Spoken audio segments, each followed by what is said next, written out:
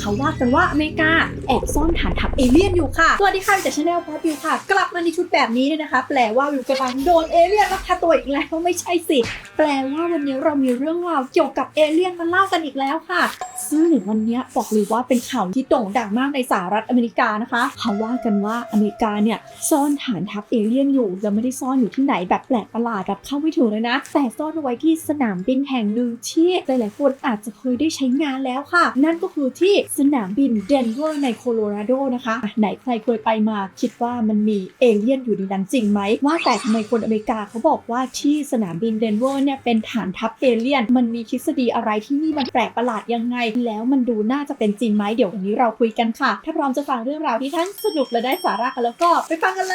ยนี่ทุกคนไปเที่ยวพิพิธภัณฑ์ที่ใหญ่ที่สุดในโลกกับวิวไหมคะหมายถึงไปจริงๆเลยนะไม่ใช่แค่ดูจากหน้าจอค่ะสวัสดีค่ะวิวจากชาแนลพอยต์วิวค่ะทุกคนรู้กันไหมว่าที่อียิปต์เนี่ยมี The Grand Egyptian Museum ที่ใหญ่ที่สุดในโลกตอนนี้หลังจากที่เขาสร้างมาอย่างยาวนานปัจจุบันนี้เขาประกาศแล้วว่าเขาจะเปิดอย่างเป็นทางการเต็มรูปแบบในปลายปี 2025 นี้ค่ะวันนี้ภาพที่ทุกคนเห็นอยู่ตั้งแต่ต้นคลิปเนี่ยนะคะก็เลยเป็นน้ำจิ้มเบาๆที่วิวพาทุกคนไปเที่ยว The Grand Egyptian Museum มาในปีที่แล้วนะคะเป็นตอน Soft Opening อย่างยิ่งใหญ่ของเยอะขนาดนี้เลยแล้วปีนี้เติมเต็มรูปแบบแล้วใครที่อยากไปดูไปเห็นด้วยตาตัวเองเนี่ยนะคะ Point View on Tour มีทัวร์อียิปต์พาทุกคนไปดูค่ะตอนนี้เต็มไป2รอบแล้วนะคะแต่ว่าเนื่องจากทนกระแสเรียกร้องไม่ไหวค่ะต้นปี 2026 วิวเลยเปิดเพิ่มอีกกรุ๊ปนึงใครอยากไปเยี่ยมชมพิพิธภัณฑ์นี้เป็นคนแรกๆของโลกแค่2เดือนหลังเปิดเนี่ยนะคะรีบติดต่อสอบถามรายละเอียดหรือจองมาได้ที่ inbox Facebook Point of View เลยค่ะหรืออยากดูรายละเอียดเพิ่มเติมก็เชิญได้ที่ www.pointofviewontour.com ค่ะแล้วอย่าลืมไปเที่ยวแบบทั้งสนุกและได้สาระกับวิวนะใครที่เคยไปเที่ยวสหรัฐอเมริกามาก่อนเนี่ยนะคะอาจจะเคยมีโอกาสได้ใช้บริการสนามบินเดนเวอร์ค่ะเพราะสนามบินเดนเวอร์เนี่ยนะคะถือว่าเป็นสนามบินขนาดใหญ่แห่งหนึ่งของอเมริกาเลยคือเอาจริงๆก็คือใหญ่ที่สุดในอเมริกาแล้วก็ได้ขึ้นชื่อว่าเป็นสนามบินที่ใหญ่เป็นอันดับที่2ของโลกนะคะถ้าใครนึกภาพไม่ออกว่ามันจะใหญ่ได้ขนาดไหนนึกภาพสุวรรณภูมิทุกคนสุวรรณภูมิที่เรารู้สึกว่าใหญ่ที่เดินขาลากแล้วสุวรรณภูมิเนี่ยมีขนาดแค่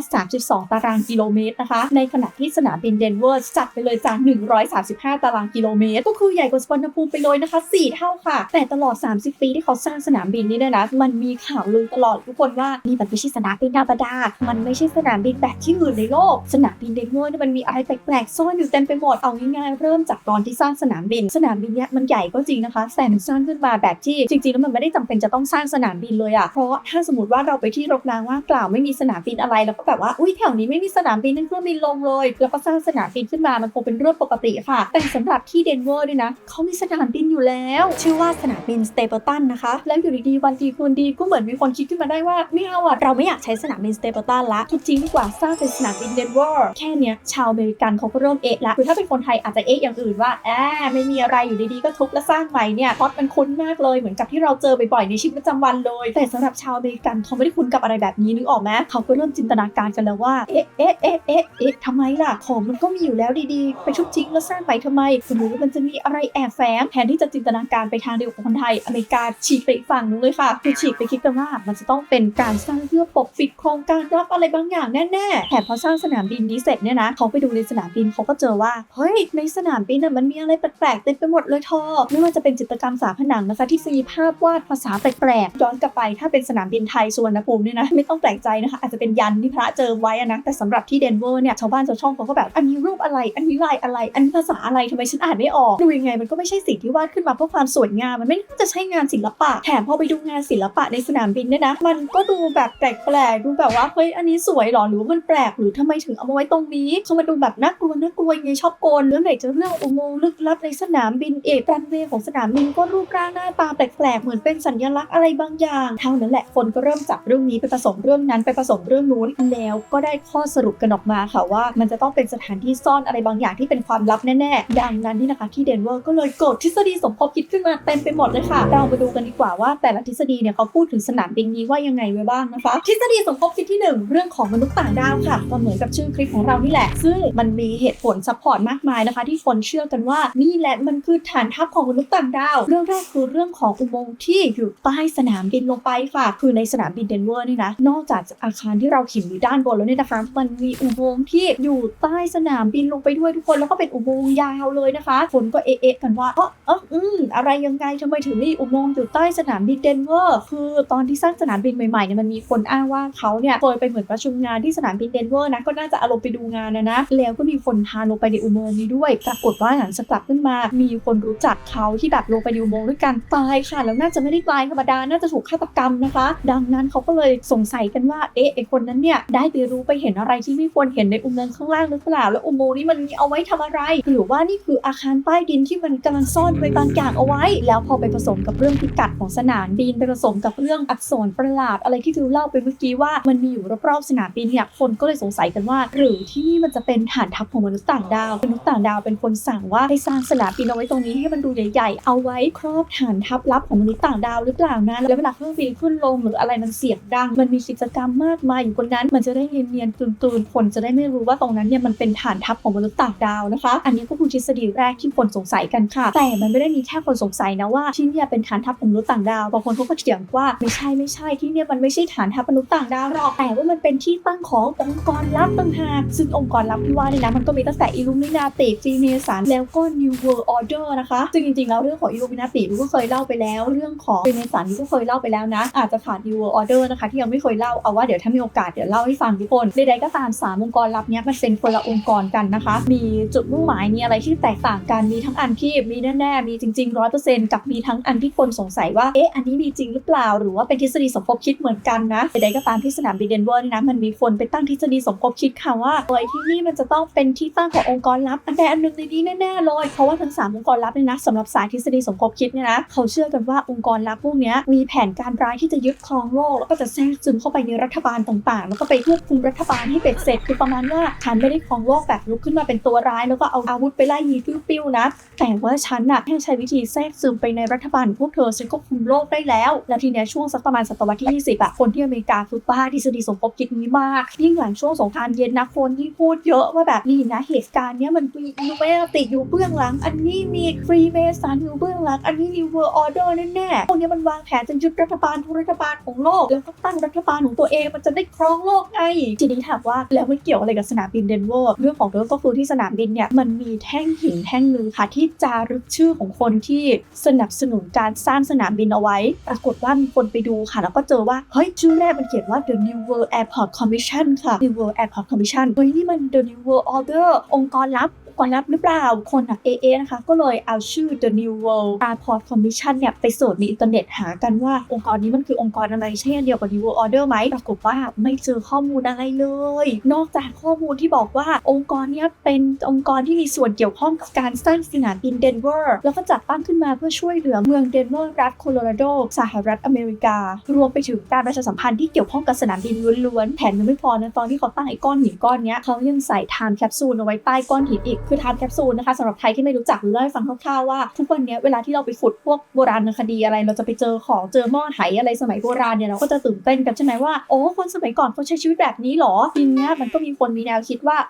แล้วถ้าคนอีก1,000 ปีข้างหน้าหรือ100 ปีหรือ10 ปี20 ปีข้างหน้าเนี่ยเขาจะรู้ไหมว่าเราตอนนี้ใช้ชีวิตยังไงเพราะว่าโลกมันก็เปลี่ยนไวมากใช่ไหมมันก็เลยมีการคิดค้นไทม์แคปซูลขึ้นมาประมาณว่าเราเอาของในชีวิตประจำวันเนี่ยใส่แคปซูลเอาไว้เสร็จแล้วก็ฝังเอาไว้ที่ใดที่หนึ่งแล้วก็ตกลงกันว่าในปีนี้นี่จะมาขุดนะแล้วแต่ว่าใครจะทำไทม์แคปซูลไกลแค่ไหนอย่างที่ญี่ปุ่นบางคนก็ทำแบบ 20-30 ปีบางคนก็ทำ100 ปีนะคะที่สนามบินเดนเวอร์เขาก็มีการสั่งไทม์แคปซูลไว้เหมือนกันเขาบอกว่าเขาจะเปิดในปี 2094 ก็คือ100 ปีหลังจากสร้างสนามบินเดนเวอร์ทีเนี้ยคอนเซ็ปต์ของไทม์แคปซูลคือคนที่ใส่เนี่ยก็จะใส่นู่นใส่นี่ลงไปแล้วคนนอกเนี่ยจะไม่มีใครรู้ว่าเขาใส่อะไรลงไปบ้างคนมันก็งงว่าเฮ้ยแล้วในไทม์แคปซูลอันเนี้ยใส่อะไรเอาไว้ทำไมต้องเปิดตอน100 ปีนั้นพอมันมีความไม่รู้เกิดขึ้นคนก็เริ่มจินตนาการค่ะว่าหรื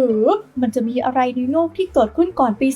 2094 ที่ทำให้เราต้องมาระลึกถึงอารยธรรมโลกในยุคก่อนหน้านั้นว่าเราใช้ชีวิตกันยังไงอันนี้ก็เรื่องหนึ่งแล้วมันไม่ได้มีแค่เรื่องแท่นหินนี้ไงมันยังมีเรื่องอื่นอีกนะคะที่ทำให้เกิดทฤษฎีสมคบคิดอย่างพวกภาพวาดตามฝาผนังที่มันบอกว่ามีตัวหนังสือแปลกๆมีอะไรแปลกๆเนี่ยมันมีคนสังเกตว่ามันมีสัญลักษณ์นี่อยู่ในสนามบินเดนเวอร์เลยก็คือสัญลักษณ์ AU กับ AG ค่ะซึ่งปกติแล้วเนี่ยนะถ้าใครเคยเรียนเคมีจะรู้ว่า AU กับ AG มันคือสัญลักษณ์แทนทองคำ ำกับเงินนะคะแต่มันมีคนไปตีความลึกกว่านั้นค่ะบอกว่าเฮ้ยมันไม่ได้หมายถึงทองคำกับเงินมันเป็นตัวย่อมาจาก Australian Antigen หรือว่าไวรัสตับอักเสบสายพันธุ์อันตรายซึ่งเขาว่ากันว่านี่คืออาวุธเคมีที่ร้ายแรงที่สุดที่ Illuminati นิยมใช้นะคะแถมยังไม่พอเขาบอกว่าให้ไปดูภาพถ่ายทางอากาศของสนามบินเดนเวอร์สิดูสิว่ารันเวย์หน้าตาเหมือนอะไรเฮ้ยหน้าตารันเวย์เหมือนสัญลักษณ์สวัสดิการอีกเหมือนสัญลักษณ์นาซีมากๆแล้วพวกเนี้ยพวกที่เชื่อเรื่อง New World Order เชื่อเรื่องพวกองค์กรลับต่างๆเขาเชื่อกันมาตั้งนานแล้วว่าสงครามโลกครั้งที่2นะทรงนาซีอะไรที่มันเกิดแบบนี้เนี่ยนะก็เพราะว่าพวกองค์กรลับเนี่ยเข้าไปทำให้โลกปั่นป่วนคือเข้าไปเหมือนแบบว่าก่อสร้างให้เกิดสงครามขึ้นเขาก็ยิ่งจินตนาการกันใหญ่มันก็เลยกลายเป็นทฤษฎีว่ามันมีองค์กรลับเนี่ยตั้งสนามบินเดนเวอร์ขึ้นมานี่แหละค่ะอันนี้ทฤษฎีที่2แล้วใช่ไหมบอกเลยทฤษฎีที่3ฉีกไปกว่านั้นอีกเขาบอกว่ามันไม่ใช่องค์กรลับอะไรหรอกมันไม่ใช่มนุษย์ต่างดาวหรอกรู้ไหมว่าจริงๆแล้วในสนามบินเนี้ยคนที่ต้องการจะซ่อนอะไรบางอย่างคือรัฐบาลของสหรัฐอเมริกาต่างหากนี่มันที่ทำการลับๆของรัฐเพราะอย่างที่บอกเลยว่าสนามบินนี้มันใหญ่มากทุกคนใหญ่แบบให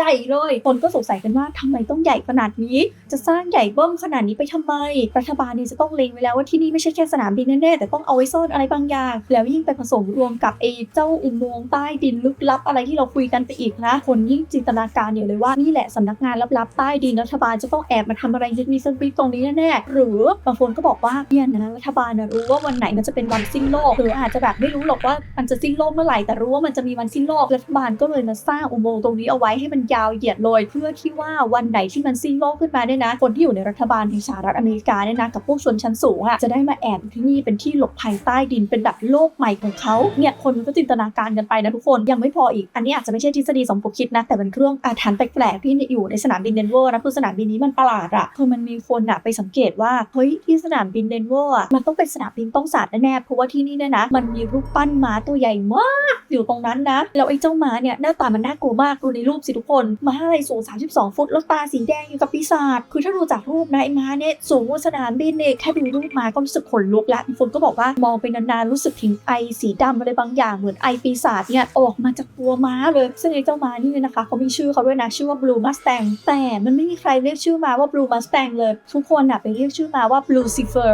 ก็คือเอาชื่อ Blue ของมันเนี่ยไปผสมกับชื่อ Lucifer ซึ่งเป็นแบบราชาปีศาจนะคะแล้วมันก็มีคนลือกันแบบใหญ่โตเลยว่ามันมีความเชื่อกันว่าม้าตัวเนี้ยตาจะไม่รูสีแดงแบบนี้หรอกที่ยังไม่เคยฆ่าใครแต่มันฆ่าไปแล้วไงตาเลยรูสีแดงแบบนี้แหละคนที่มันฆ่าก็คือคนที่สร้างมันขึ้นมานี่แหละโอ้โหยังพีกันคนเห็นไหมแต่ทฤษฎีไม่มีใครมองเดนเวอร์เป็นสนามบินธรรมดาเลยคนมองว่ามันจะต้องมีอะไรบางอย่างแอบซ่อนแน่ๆคำถามคือจากทฤษฎีทั้งหลายที่เราคุยกันไปเนี่ยนะคะมันมีโอกาสเป็นจริงหรือเปล่าอันนี้ก็ต้องบอกว่าแล้วแต่คนจะเชื่อนะแต่ถ้าถามว่าเราสามารถอธิบายแต่ละเรื่องด้วยเหตุผลที่เขาให้ได้ไหมเรามาฟังกันดีกว่าว่าแต่ละอย่างแต่ละข้อเนี่ยมันอะไรยังไงกันแน่นะคะเริ่มจากอย่างแรกก่อนเลยค่ะที่เป็นประเด็นที่สุดก็คืออุโมงค์ที่อยู่ใต้สนามบินใช่ไหมคะอันนี้มันเป็นเรื่องปกติสนามบินทั้งหลายมันก็มีอุโมงค์อยู่ใต้สนามบินอยู่แล้วคือแต่ละที่ในโลกเนี่ยหลายๆที่เขาก็มีอุโมงค์ใต้ดินกันเขาแค่ไม่ได้บอกเราเฉยๆอย่างสนามบินเนี่ยหลายๆสนามบินเขาก็เป็นอุโมงค์ใต้ดินเอาไว้ส่งของส่งอะไรคือมันเป็นการใช้พื้นที่ให้เกิดประโยชน์ส่วนของสนามบินเดนเวอร์เนี่ยที่มันมีอุโมงค์ใต้ดินแล้วมันมีอุโมงค์ใต้ดินใหญ่เลยเนี่ยนะคะเพราะว่าแต่ก่อนเนี่ยเขาดีไซน์เอาไว้ว่าจะมีรางรถไฟเนี่ยวิ่งเชื่อมระหว่างเหมือนแบบเชื่อมเทอร์มินอลระหว่างแบบอาคารโดยสารกับระบบสัมภาระอะไรต่างๆก็อารมณ์คล้ายๆสุวรรณภูมิที่มีรถไฟวิ่งในสนามบินไปอาคารเซ็นทรัลไลซ์วันทุกวันนี้แต่ทีเนี้ยสำหรับเดนเวอร์เหมือนว่าพอเขาดีไซน์มาปุ๊บเอามาใช้จริงระบบไม่เวิร์กเขาก็เลยยกเลิกการใช้ไปตั้งแต่สร้างสนามบินแรกๆไม่ใช่อุโมงค์ลึกลับอะไรอุโมงค์รถไฟขนสัมภาระนี่แหละค่ะส่วนถัดไปนะคะเรื่องภาษาแปลกๆที่อยู่รอบสนามบินล่ะมีการเชิญพระไทยไปเจิมหรือเปล่าอันนี้ก็ต้องบอกว่าไม่ใช่นะจ๊ะสัญลักษณ์แปลกๆที่เห็นอยู่ทั่วสนามบินเนี่ยมันคือภาษาของชนเผ่านาวาโฮซึ่งมันคือพวก Native American หรือว่าชนพื้นเมืองอเมริกันคือชนเผ่าเนี่ยเขาตั้งรกรากอยู่แถวๆรัฐนี้ในบริเวณที่สร้างสนามบินนี้เขาก็เหมือนเอาภาษาของชนเผ่าเนี่ยมาประดับมาอะไรเพื่อให้เกียรติกับชนเผ่าที่เคยอยู่ตรงนี้นะคะคนอื่นๆที่ไม่ใช่ชนเผ่าก็ไม่แปลกที่จะอ่านไม่ออกไงแล้วก็เข้าใจว่าเป็นภาษาแปล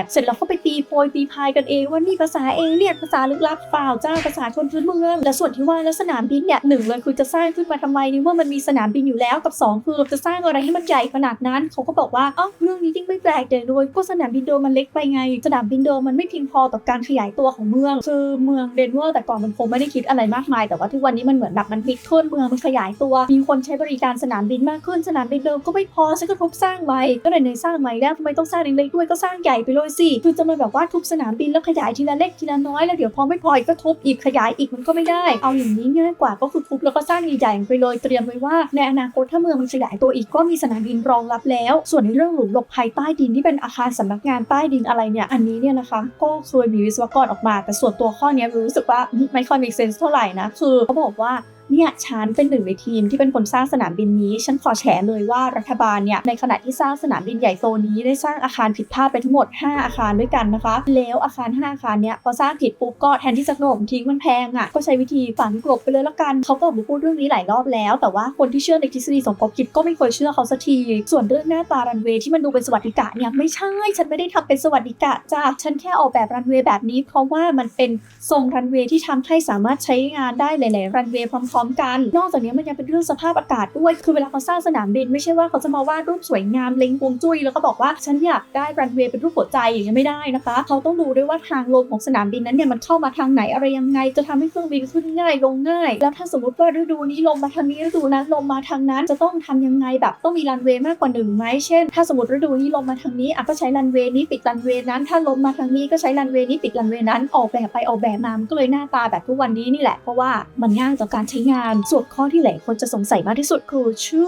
อนะคะชื่อที่ปรากฏบนหินนั้น The New World Airport Commission คือใครมันก็มีคนออกมาบอกว่าอาจจะแค่อารมณ์ศิลปินเฉยๆมันอาจจะเป็นว่าคนเขียนเนี่ยได้รับแรงบันดาลใจมาจากเพลงเพราะว่าคนก่อตั้งองค์กรนี้เนี่ยนะเขาเป็นคอนดักเตอร์คือเขาเป็นวาทยากรนะคะควบคุมวงที่ชื่อว่า Colorado Springs Symphony บางคนเขาเลยบอกว่าเขาน่าจะตั้งเป็นเกียรติให้แก่ The World Shark ซึ่งเป็นคนประพันธ์ซิมโฟนีหมายเลข9และเพลงซิมโฟนีหมายเลข9เพลงนี้มันดังมากค่ะทุกคนถึงขนาดที่นิวอาร์มสตรองเนี่ยเอาเพลงนี้ไปเปิดตอนที่เดินทางในอพอลโล 11เลยนะส่วนพวกภาพวาดบนผนังที่มันดูมีอาวุธอะไรไม่ได้ขู่จ้าสนามบินนี้เขาแค่ออกแบบงานศิลปะเพื่อส่งเสริมสันติภาพโลกแล้วก็พูดถึงการสร้างสิ่งแวดล้อมที่ดีขึ้นเท่านั้นแหละคือเขาคงแบบว่าทำให้เห็นว่าโลกมันทางมันเป็นแบบนี้นะเธออย่าทำให้มันเป็นแบบนี้เลยไม่ใช่จะมาขู่ว่าจะมีสงครามชีวภาพหรือว่าอะไรนะคะส่วนเรื่องม้าต้องสาบเนี่ยถามว่ามันเคยฆ่าคนจริงไหมก็มีคนตายจริงค่ะแต่อาจจะไม่ใช่ว่าเป็นเพราะม้าต้องสาบหรือเป็นอะไรนะคือมันเป็นอุบัติเหตุระหว่างการสร้างคือเจ้าม้าเนี่ยตัวมันใหญ่มากนะคะดังนั้นตอนที่คุณช่างปั้นเนี่ยเขากำลังปั้นม้าตัวนี้อยู่บังเอิญอีท่าไหนไม่รู้หัวมันหักค่ะแล้วหัวมันใหญ่เบิ้มมันก็ทับเขาแล้วเขาก็เลยตุยนะคะแล้วหลังจากที่เขาตุยไปเนี่ยลูกเขาก็มาทำหน้าที่ปั้นต่อด้วยนะก็ปั้นจนเสร็จก็ไม่ได้เป็นอะไรนะคะก็ยังอยู่ดีแล้วหลังจากเคสตัวเขาเองก็ไม่ได้มีใครมาแบบตายอีกอะไรอีกคือถ้าจะบอกว่ามันเป็นคำสาปอาถรรพ์ม้ามันควรจะตายกันเป็นหมู่คณะมันไม่ควรจะตายคนเดียวนึกออกปะดังนั้นเขาไม่น่าจะเป็นไปได้นะที่จะมีคำสาปของเจ้าม้าตัวนี้คำถามที่น่าสนใจก็คือเฮ้ยในเมื่อมันมีคำอธิบายง่ายๆแบบนี้แล้วทฤษฎีมันมาจากไหนทำไมคนถึงคิดอะไรเยอะขนาดนี้คำตอบไม่ง่ายเลยค่ะคือชาวอเมริกันเขาบ้าทฤษฎีสมคบคิดกันอยู่แล้วเขาพร้อมจะคิดอยู่แล้วคือเจออะไรนิดนึงเขาก็คิดเป็นทฤษฎีสมคบคิดเต็มไปหมดขนาดแค่รัฐบาลบอกว่าให้ฉีดวัคซีนเพราะว่าป่วยอย่างเงี้ยเขายังมองเลยว่าโอ้นี่จะต้องแบบว่าวางแผนยึดครองโลกแน่ๆอะไรอย่างนี้นะดังนั้นสนามบินเดนเวอร์เนี่ยเป็นสนามบินที่1เลยคือทุบสนามบินเก่าสร้างสนามบินใหม่สร้างมาใหญ่มากใช้เวลาสร้างนานมากมันก็เลยมีระยะเวลาให้คนเนี่ยไปนั่งมองนู่นมองนี่ว่ามันมีอะไรผิดแปลกไปแล้วก็จับผิดแล้วก็สร้างออกมาเป็นทฤษฎีสมคบคิดได้เต็มไปหมดเลยนะคะและที่ทำให้ทุกอย่างหนักขึ้นนะคะก็คือตัวสนามบินเองนั่นแหละค่ะแทนที่จะพยายามแก้ข่าวว่าไม่มีเราไม่ได้เป็นฐานทัพมนุษย์ต่างดาวเราไม่นู่นไม่นี่แถลงการมาว่านี่คือทฤษฎีสมคบคิดสิ่งที่เขาทำคื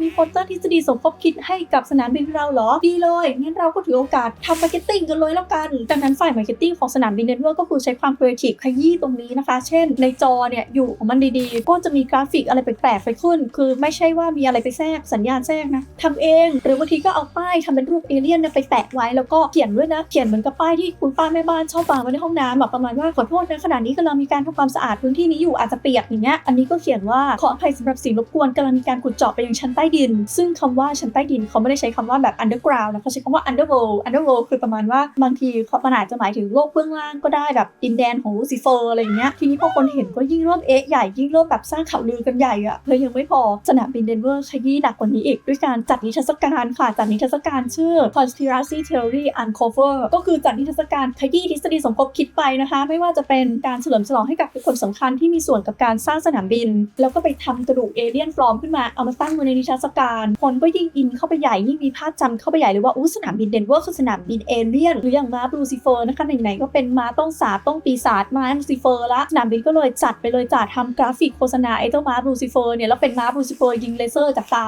แล้วก็มีข้อความใส่ไปประมาณว่าเรากำลังสร้างสนามบินที่ยิ่งใหญ่ที่สุดในโลกหรือเรากำลังเตรียมตัวรับวันสิ้นโลกใดๆก็ตามนะคะไม่ว่าทฤษฎีสมคบคิดนี้จะจริงไม่จริงอะไรยังไงอะนะแต่บอกเลยว่าคนที่ฮิตกับทฤษฎีสมคบคิดนี้ที่สุดก็คือไม่ใช่ใครที่ไหนค่ะฝ่าย PR ฝ่าย Creative ฝ่าย Marketing ของสนามบินนี้แหละคือชีอินสุดและพี่เก่งสุดนะคะและนี่แหละค่ะก็คือเรื่องราวเกี่ยวกับฐานทัพเอเลี่ยนที่วิวเก็บมาให้ทุกคนฟังในวันนี้นะคะก็หวังว่าทุกคนจะชอบกันค่ะถ้าใครชื่นชอบคลิปนี้อย่าลืมกดไลค์กำลังใจให้วิวแล้วกดแชร์เพื่อชวนเพื่อนๆมาดูด้วยกันค่ะแล้วพบกันใหม่โอกาสหน้านะคะทุกคนบ๊ายบายสวัสดีค่ะอ่ะสารภาพมาใครเคยบินไปสนามบินเดนเวอร์เคยได้ยินเรื่องนี้ไหมใครเคยเจออะไรที่สนามบินเดนเวอร์บ้างคอมเมนต์มาด้านล่างนะคะวิวก็อยากรู้เหมือนกันส่วนตัวยังไม่เคยไปเลยค่ะวันนี้ลาไปก่อนแล้วกันนะคะทุกคนบ๊ายบายสวัสดีค่ะ